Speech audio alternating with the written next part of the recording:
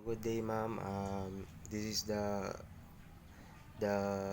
discussion about the module 4, lesson 4.1. So, letter A, personal security.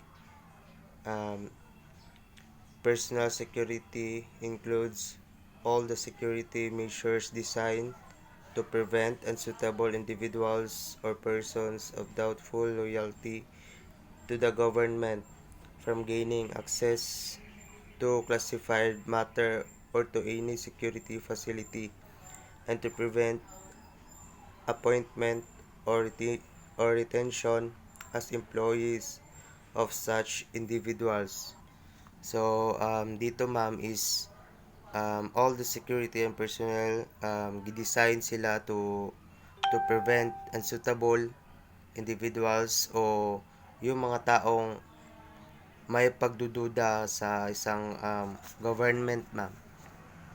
Number 2 is scope and purpose. Personal security generally embraces such security measures as personnel security, investigation, security orientation, and indoctrination and security education, as well as ensure the prevention of unsuitable individuals or persons of doubtful loyalty to the government from gaining access to classified matter, of being appointed, employed, or retained as employees. So, number 3 is principle. Just any other control technique, security must start from a given foundations or basis, and this basis shall be referred to as the principle of security. Security principles are normally disseminated by regulations or directives to ensure uniformity of purpose, logical and similar methods of preparations, and appropriate and consciousness and continuous placement and responsibility. So, in principle, any other control technique, ang mga security dapat maguna jud na sa dapat maguna gyud na siya sa nahatag na pundasyon or basis, og kana nga mga basis referred to as the principles sa mga security. 4 is the security chain. Personal security is the weakest link in the security chain. This weakness can best be minimized or eliminated by making the personnel security conscious through good training program. Security depends upon the actions of the individuals. The superior must instruct his subordinate so that they will know exactly what security measures to take in every instance of safe will not lock itself. An individual must be properly instructed and must do the locking. So, in number 4, maaaring mabawasan ng mga mahihina security sa pamamagitan ng mabuting programa sa pagsasanay. Nagadepende ang pagkilos ng isa security sa mga tao pod, like sa mga bisita ana. So, letter B, control of personnel. So, access to restricted areas can be partially controlled by fences, gates, and physical means, but the individual working in the area is the key to the bringing out of classified matter to unauthorized personnel. Written information does not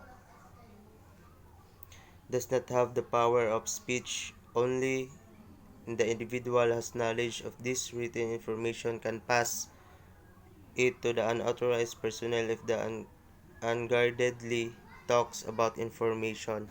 So, dito ma'am is restricted areas can be partially controlled. So, nakakontrol ni ma'am is kanang mga fences, gates, and other physical means.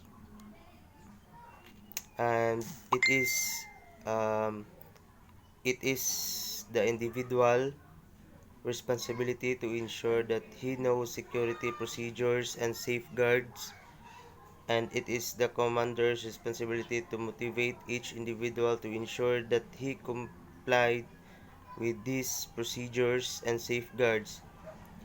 Instructions on security procedures, principles, and concepts are valueless unless one impresses upon each individual having access to classified information the necessity of practicing the need to know concept.